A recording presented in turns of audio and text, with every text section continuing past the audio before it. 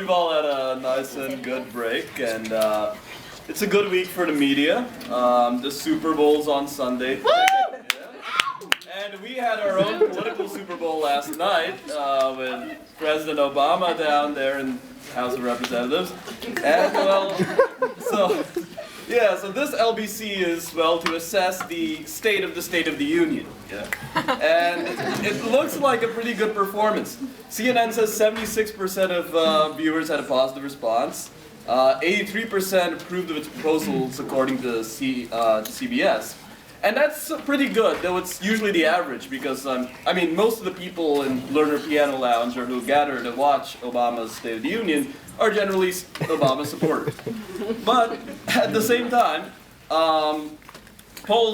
surveys done of swing voters, the only important voters, to be honest, show that they reacted in a psychological manner positively to the economic proposals that Obama put forward, including reforming student loans, increasing the minimum wage to $10.10, and reforming job training.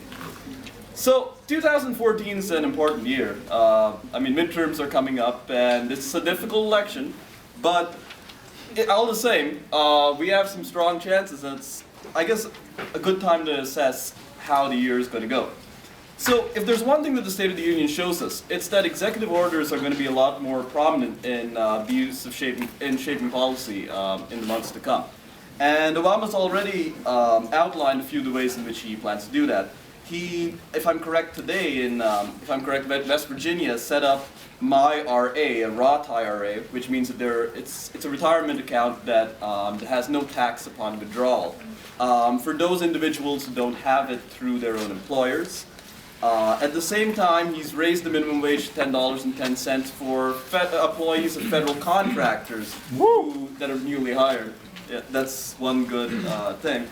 And at the same time, he plans to do more things like convening a meeting of working families to discuss policies regarding women in the workforce, making it more accessible to get paid leave, and to reduce workplace discrimination. Because as we still know, the average wage for women in the workforce is, if it's $1 for a male, it's 77 cents on average for a female employee, which is a shame in 2014.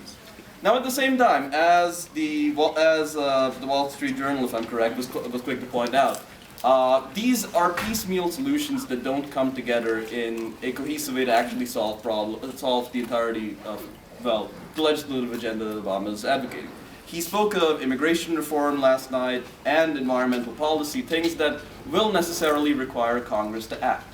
So the question becomes how do we do that?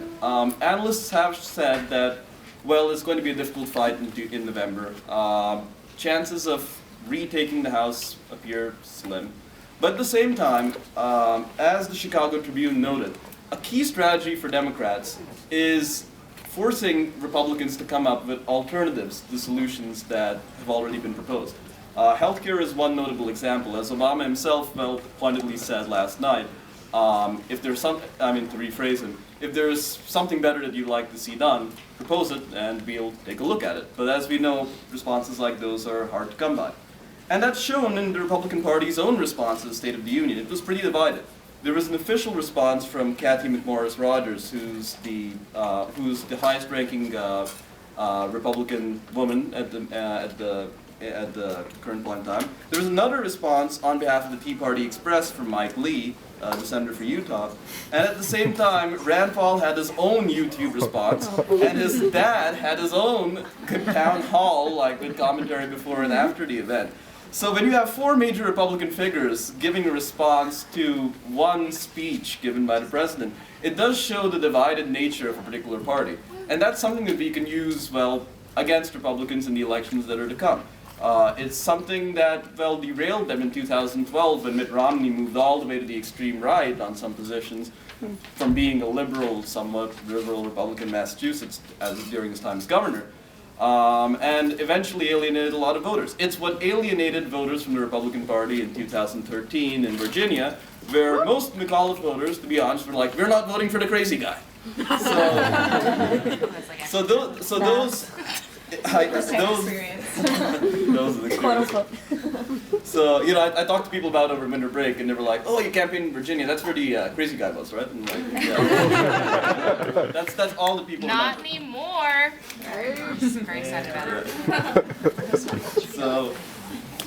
So in that sense, I think the State of the Union sets the stage for politics in 2014. Making small changes. I mean, it was a somewhat less than usually ambitious speech on Obama's part, but making small changes to governance while at the same time advocating the Democratic Party's agenda and showing the lack of, well, action in Congress and on the other side.